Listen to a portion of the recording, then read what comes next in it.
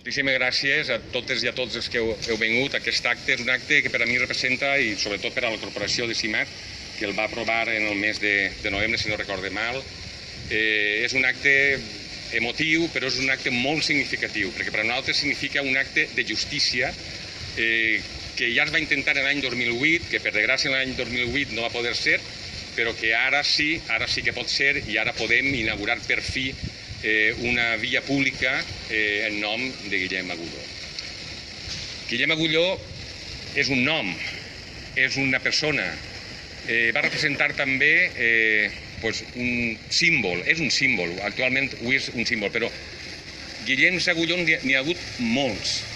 Recorda Miquel Grau, Yolanda González, totes aquelles víctimes de la denominada transició de l'any 76 a l'any pràcticament al segle XXI, totes aquelles sers humans que han sigut massacrats, alguns han sigut també oblidats.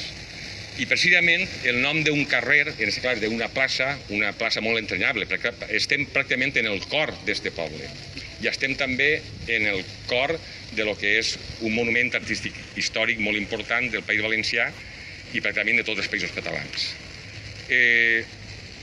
Una cosa que sí que és molt significativa, per aconseguir això han hagut de lluitar moltíssima gent, no solament una corporació, no solament un alcalde o no solament una regidora o uns regidors, molta gent, moltíssima gent. Alguns esteu ací, altres esteu per altres llocs, altres no han pogut vindre perquè els han operat fa només 2 dies, altres desgraciadament tampoc estan ací. Nosaltres no voldríem que això hagués passat mai. No hauria d'haver passat el que va passar l'11 d'abril de l'any 1993. No hauria d'haver passat, ho haurien d'haver impedit.